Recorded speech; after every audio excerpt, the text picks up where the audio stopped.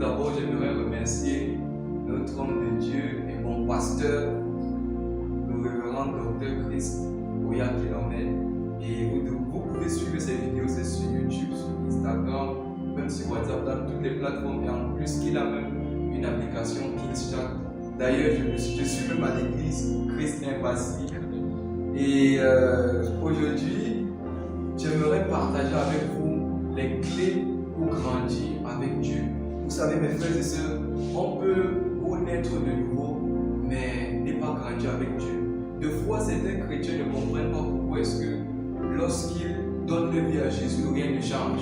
Tu donnes ta vie à Jésus et puis tu vois, tu es traumatisé, tu as toujours des problèmes, tu es toujours persécuté, tu ne comprends pas. Et pour toi, tu penses que tu as fait le mauvais chemin. Mais j'aimerais te dire aujourd'hui qu'il faut que tu comprennes qu'il y a des clés pour accéder à certaines choses dans le monde spirituel. Parce qu'il y a deux mondes, il y a le monde physique et puis il y a le monde spirituel. Et c'est comme une maison. Quand je suis dans une maison, si j'ai la clé du portail, je peux entrer dans la cour. Mais si je n'ai pas la clé de la maison, je ne pourrais pas avoir accès à ma télé, je ne pourrais pas avoir accès peut-être à mes 2000 francs qu'il y a à la maison, je ne pourrais pas avoir accès à plusieurs choses dans la maison, mais je suis quand même à la cour. Donc vous pouvez naître de nouveau. Oui, c'est bien, vous allez aller au paradis, mais vous devez comprendre que dans la nouvelle naissance, il y a ce qu'on appelle les clés pour accéder à certaines choses. Deux fois, certains chrétiens ne comprennent pas pourquoi est-ce que lorsqu'ils prient, leurs prières ne sont pas exaucées. C'est parce qu'ils n'ont pas appliqué les clés. Et la première clé que j'aimerais vous montrer, vous donner, c'est la clé de la pensée. Il y a d'abord la pensée qui joue un rôle dans la vie chrétienne. Certains chrétiens, lorsqu'ils sont nés de nouveau, ils ont toujours la pensée mondaine. Ils sont toujours en train d'avoir les rêves du monde, en train de penser des choses mauvaises. Mais ce n'est pas ça qu'un chrétien doit faire. Ce n'est pas ça qu'un chrétien doit pratiquer. Un chrétien doit avoir la pensée de Dieu. Et qu'est-ce que la pensée de Dieu? La pensée de Dieu, c'est la pensée qui est en accordance avec la parole de Dieu. C'est la pensée qui glorifie Dieu. Et maintenant, la question que plusieurs personnes vont me poser, c'est comment faire pour avoir la pensée de Dieu? C'est de lire premièrement la parole de Dieu. Tu ne peux pas penser comme Dieu si tu ne connais pas sa parole. Tu ne peux pas penser comme Dieu si tu n'es pas en intimité avec l'Esprit de Dieu. C'est pour cela que tu dois naître de nouveau et puis tu dois pratiquer la parole de Dieu. C'est-à-dire lire la parole de Dieu chaque jour et de méditer cette parole.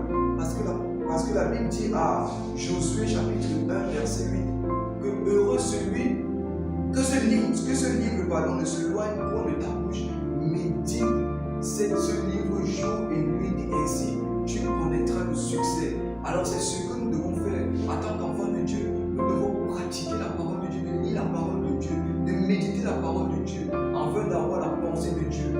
C'est pour cela que certains chrétiens se retrouvent en train d'être comblés par les choses de ce monde. Pourquoi? Parce qu'ils ont laissé l'appétit que Dieu a suscité être volé par le diable. Ne laisse pas l'appétit que Dieu a suscité en toi être volé par le diable. Certaines personnes sont passionnées pour l'évangile. Ils aiment Dieu, mais ils ne comprennent pas pourquoi ils sont toujours dans les musiques mondaines. Ils aiment Dieu, mais ils ne comprennent pas pourquoi ils sont toujours en train de faire les mauvaises choses. Pourquoi ils n'ont pas laissé la masturbation? Pourquoi ils n'ont pas laissé de voir les mauvaises choses? Et c'est pas bien. C'est simplement parce que vous ne méditez pas la parole de Dieu.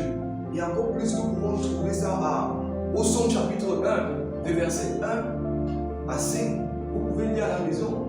Et encore, la deuxième clé que j'aimerais vous donner, c'est la clé de l'action.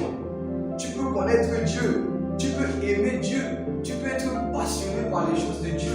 Mais si tu ne passes pas en action, si tu ne prêches pas l'évangile, tu ne pourras pas prouver aux gens que tu es chrétien. Moi, je suis arrivé dans un milieu où les gens m'ont demandé est-ce que tu es un chrétien? Pourquoi est-ce qu'ils me demandent toutes ces questions? Parce que je n'ai pas vocalisé qui je suis. Mais pourtant, à l'intérieur, je suis chrétien. Mais parce que quand j'arrive dans des milieux peut-être où il y a peut-être des filles, peut-être il y a trop de monde, j'ai honte et puis je suis timide, je ne parle pas de Jésus. Et quand tu essayes même de faire quelque chose qui est bien, les gens vont te poser la question mais est-ce que tu es chrétien? pourquoi tu me dis ça? Mais est-ce que tu lis la Bible? En tant qu'enfant de Dieu, nous devons passer à l'action. C'est vrai, il faut lire la Bible. C'est vrai, il faut méditer. C'est vrai, il faut prier. Mais il faut passer à l'action. Tu dois dire dans ton cœur que ici, Seigneur, c'est toi que je veux, c'est toi que j'aime, c'est toi que je désire. Tu dois méditer la parole de Dieu. Tu dois passer à l'action. Mes frères et sœurs, des fois, on a tendance à dire Seigneur, Seigneur, donne-moi ça. Seigneur, donne-moi ça. Mais si tu ne passes pas à l'action, Dieu ne va pas te donner. D'ailleurs, la foi sans les œuvres est vaine, c'est ce que la Bible nous dit. Si tu as la foi et que tu n'as pas les œuvres, c'est vain. Comment tu peux dire que tu as la foi et tu ne passes pas à l'action? Lorsque tu dis que Seigneur, je veux grandir, je veux que mon ministère grandisse, je veux gagner des âmes, ce que tu vas faire, c'est quoi? C'est aller dans la rue, c'est de prêcher l'évangile. Et c'est ce que nous faisons, c'est ce que le ministère de la parole fait. Et c'est pour cela que je vous encourage à vous abonner à ce ministère. Je vous encourage à prêcher l'évangile où vous êtes. Je vous encourage à aller de gloire en gloire avec Dieu, à grandir avec Dieu, de dire à Dieu que Seigneur, oui je t'aime, oui je t'ai accepté, mais là je veux passer à l'autre côté, je veux passer à l'autre bord, je veux passer à l'autre bord. Et c'est ce que Jésus a fait. Jésus n'a pas seulement, parce que si Jésus venait et qu'il ne disait pas qu'il était le Fils de Dieu, personne ne devait savoir qu'il était le Christ, personne ne devait savoir qu'il est venu pour nous sauver. Mais parce qu'il a vocalisé qui il est, il a dit je suis le Fils de Dieu. Personne ne part au Père sans passer par moi. Ça a suscité la persécution, ça a suscité les mauvaises personnes qui ont voulu le tuer. Et c'est ça, en tant que chrétien, on va te persécuter, on va vous dire des mauvaises choses te concernant, mais ce n'est pas la raison pour laquelle tu dois te délaisser.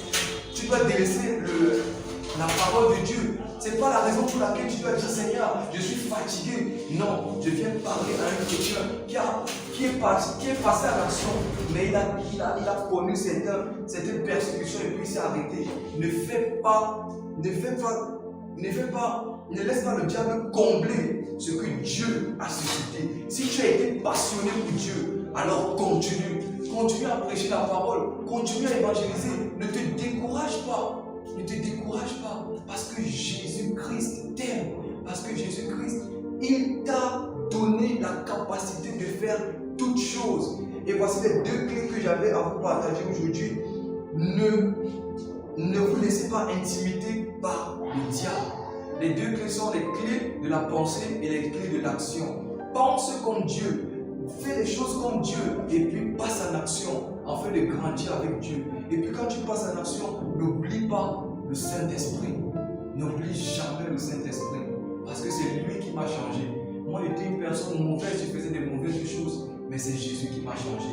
Et aujourd'hui, si tu es connecté au son de ma voix, si tu entends ma voix aujourd'hui, ça veut dire qu'il y a de l'espoir pour toi. Même si c'est que tu as été dans l'impudicité, même si c'est que tu as fait des mauvaises choses, j'aimerais te dire aujourd'hui que c'est possible avec Jésus, c'est possible avec lui. C'est pas moi qui vais te sauver, c'est pas moi qui vais dire Seigneur, tu es sauvé par, peut-être, c'est pas moi qui vais dire Seigneur, tu es sauvé, que toi tu es sauvé par mes actions. Non, ce n'est pas par mes actions, ce n'est même pas par ma force, mais c'est par l'Esprit de Dieu. Alors si tu n'as pas reçu Jésus et que tu as cette conviction à l'intérieur de toi que ce que tu fais n'est pas bien, il faut chercher Dieu. Et comment le faire? Il faut répéter cette prière avec moi. Et répète cette prière de tout ton cœur. De tout ton cœur. Dis Seigneur Jésus, j'ai péché contre toi. Je viens à toi. J'ai entendu parler de toi. Et je décide de te donner ma vie. Je décide de te donner tout ce qui m'appartient. Seigneur Jésus, prends le contrôle de ma vie. Change ma vie. Fais de moi une nouvelle créature. Et fais en sorte que, Seigneur, je puisse grandir de gloire en gloire. Et que, Seigneur, le monde puisse être sauvé à travers toi qui agis en moi. Seigneur, je reçois la vie éternelle. Et je suis enfant de Dieu, je le déclare. Les choses anciennes sont passées et toutes choses sont devenues nouvelles. Si tu as déclaré ces paroles, j'aimerais te dire que tu es sauvé et que tous tes péchés ont été pardonnés. Alors, comme je l'ai dit, c'est le ministère Temple de la Parole et tu peux t'abonner, tu peux liker la vidéo et laisser un commentaire si cette parole t'a t'a touché, si cette vidéo t'a touché, ensemble nous disons Amen.